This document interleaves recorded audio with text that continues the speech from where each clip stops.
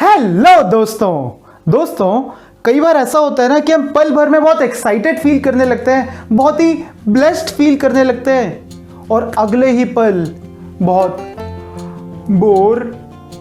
कई बार ऐसा होता है ना कि किसी मोटिवेशनल स्पीकर को सुना, चार्ज अप हो गए, दुनिया बदलने की, रिकॉर्ड तोड़ने की बातें करने लगते हैं और शाम होते होते अपने आप को भी नहीं बदल पाते, खुद को तोड़ देते हैं।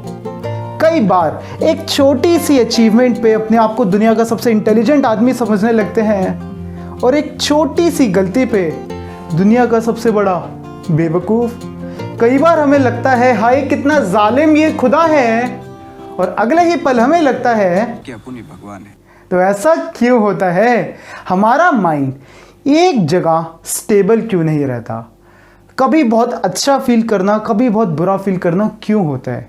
हमारे मूड स्विंग्स क्यों होते हैं? इन सारे सवालों के जवाब आपको इस वीडियो के बाद मिलेंगे, तो वीडियो पूरी देखिएगा। आज मैं आपको 3 कारण बताऊंगा जिसकी वजह से हमारा माइंड स्टेबल नहीं रहता, हमारे मूड स्विंग्स होते हैं और साथ में उनके सॉल्यूशन भी डिस्कस करूंगा। तो वीडियो पूरी देखिएगा, सीखने का बहुत कुछ मिलेगा, ठीक है? तो पहला कारण जिसकी वजह से ऐसा होता है वो है लैक ऑफ डायरेक्शन। जी हाँ दोस्तों, अब मान लीजिए कि आपको यहाँ से दिल्ली से हरिद्वार जाना है। आपने अपनी गाड़ी में फ्यूल तो भरवा लिया, लेकिन जीपीएस ऑन नहीं किया, इंटरनेट नहीं है और आपको किसी को रास्ता भी नहीं पता, तो आप हरिद्वार कैसे पहुँचोगे? या तो आप किसी से रास्ता पूछोगे या हिट एंड ट्रायल। अब मान लो आपने किसी से रास्ता पूछा, उसने बताया भाई यहाँ से लेफ़्ट लेना है, आप लेफ़्ट गए। लेफ़्ट जाके आपको थोड़ी दूर बाद जाने के बाद रियलाइज़ हुआ कि यार ये तो हम गलत आ गए, हमें तो पीछे जाना था। फिर किसी से पूछा, उसने बोला देख यहाँ से राइट, वहाँ से लेफ़्ट, वहाँ से राइट, वहाँ से लेफ़्ट। आप इधर उधर घूमते रहोगे ना, तो ऐसे अगर आप घूमते रहे तो आपका डीजल या फिर आपका जो भी फ्यूल है वो भी एक टाइम के बाद ख़त्म हो जाएगा। ठीक कह रहा हूँ ना? तो दोस्तों, हमारे माइंड के साथ भी कुछ ऐसा ही होता है। हम अपने माइंड को फ्यूल यानी मोटिवेशन वो तो बहुत दे देते हैं, लेकिन उसके लिए डायरेक्शन देते हैं क्या? फॉर एग्जाम्पल, लॉकडाउन से पहले आपने खूब सोचा होगा कि यार इस बार प्रोडक्टिव बनाना है, लॉकडाउन को बुक्स पढ़नी है, फ्यूचर की तैयारी करनी है, ये करना है, वो करना है। तो ये तो हो गई मोटिवेशन जो है माइंड का फ्यूल, लेकिन डायरेक्शन दी। कौन सी बुक पढ़नी है, कितनी देर पढ़नी है, ये सोचा। अगर आप रीडिंग की हैबिट बनाना चाहते हो तो किसी मोटी सी बुक से आप शुरुआत नहीं कर सकते, रीडिंग की हैबिट नहीं बनेगी। आपको शुरुआत करनी होगी एक छोटी बुक के साथ। और कितनी देर पढ़नी है? पूरे दिन बुक पढ़ सकते हो क्या? नहीं, स्टार्टिंग में नहीं। तो कितनी देर पढ़नी है और क्या करना है दिन में, अपने दिन को कैसे डिवाइड करना है, इन चीज़ों की डायरेक्शन दी। डायरेक्शन नहीं दी तो माइंड भी, जैसे गाड़ी इधर से उधर भागती है ना, वैसे माइंड भी एक डायरेक्शन से दूसरी डायरेक्शन में भागता रहता है, कभी अच्छा कभी बुरा, कभी पॉजिटिव कभी नेगेटिव। और एक टाइम के बाद जैसे गाड़ी का फ्यूल ख़त्म हो जाता है, माइंड का फ्यूल यानी मोटिवेशन कम होने लगती है या फिर ख़त्म हो जाती है। समझे इस बात को? तो करना क्या है दोस्तों, अपने आप को डायरेक्शन देनी है, तभी कुछ होगा, ठीक है? दूसरा कारण है लैक ऑफ बैलेंस थिंकिंग।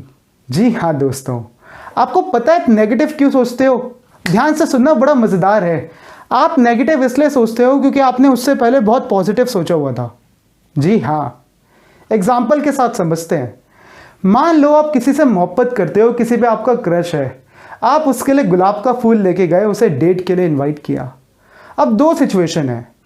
पहली सिचुएशन, उसने मना कर दिया, आपको बुरा लगेगा ना, पता है मुझे।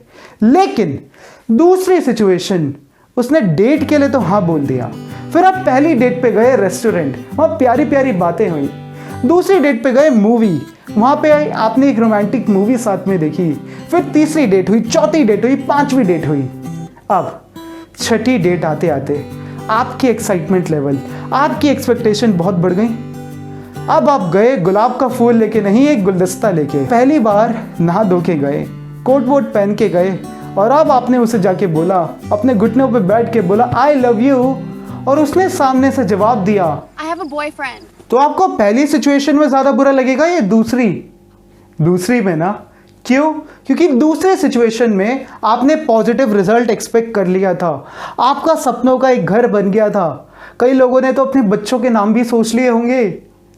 तो जैसे ही उसने मना किया तो आपको उसके मना करने से बुरा नहीं लगा। आपका जो सपनों का घर बना था, आपको वो घर टूटने से बुरा लगा। समझे इस बात को? तो हमारे माइंड के साथ भी दोस्तों कुछ ऐसा ही होता है। हम अपने आप को जब बहुत ज़्यादा चढ़ा देते हैं ना, एक अच्छा काम किया, 4 लोगों ने तारीफ की, हमने मानने लग गए कि हम दुनिया के सबसे समझदार आदमी हैं। उसके बाद अगर हम एक छोटी सी गलती करते हैं तो अपनी उस इमेज को टूटता हुआ देख हम एकदम घबरा जाते हैं, हम एकदम से नेगेटिव हो जाते हैं। इसकी वजह से हम पॉजिटिव और नेगेटिव में भागते रहते हैं। समझे ये बात? तो करना क्या है, सोल्यूशन क्या है? बैलेंस थिंकिंग रखनी है। हमेशा अपने आप को रिमाइंड कराओ कि ना ही मैं बहुत अच्छा हूँ, ना ही मैं बुरा हूँ। मेरे अंदर कुछ चीज़ें अच्छी हैं, कुछ चीज़ें बुरी हैं, और पूरी दुनिया को भी ऐसे ही ट्रीट करना है। ना ही ये दुनिया अच्छी है, ना ही ये दुनिया बुरी है। दुनिया के अंदर कुछ चीज़ें बहुत अच्छी हैं और कुछ चीज़ों में दुनिया को अच्छा होना है। समझे ये बात? तीसरे कारण पे आते हैं। तीसरा कारण है लैक ऑफ इमोशनल इंटेलिजेंस। जी हाँ दोस्तों, जब हम स्कूल जाते थे, हम छोटे बच्चे थे, तो हमने साइंस पढ़ ली, हमने आर्ट्स पढ़ ली, थोड़े और बड़े हुए तो कई लोगों ने कॉमर्स भी पढ़ ली, मैनेजमेंट भी सीख गए। लेकिन अपने इमोशंस को मैनेज करना एक साइंस भी है, एक आर्ट भी है, और इसके लिए हमें मैनेजमेंट स्किल्स भी चाहिए। उसके बारे में तो किसी ने बात ही नहीं की। जब हम छोटे थे, कभी गुस्सा आता था तो पेरेंट्स कहते थे बेटा गुस्सा नहीं, गुस्सा करना अच्छी बात नहीं होती थी। कभी डर लगता था तो हमें बोला जाता था हाँ you are brave, you are brave, डरना नहीं है। अरे ये डर को कंट्रोल कैसे करना है, डर क्यों लगता है, गुस्सा क्यों आता है, ये चीज़ें तो हमने सीखी ही नहीं। तो आज सारे इमोशंस मिक्स हो चुके हैं। फियर, एंगर, हेट, अटैचमेंट, इन्हें कैसे हैंडल करना है, इन्हें कैसे यूज़ करना है अपने बेनिफिट के लिए, ये हमें पता ही नहीं है। तो इसमें आपकी गलती नहीं है दोस्तों, लेकिन सॉल्यूशन आप ज़रूर निकाल सकते हो। सॉल्यूशन क्या है?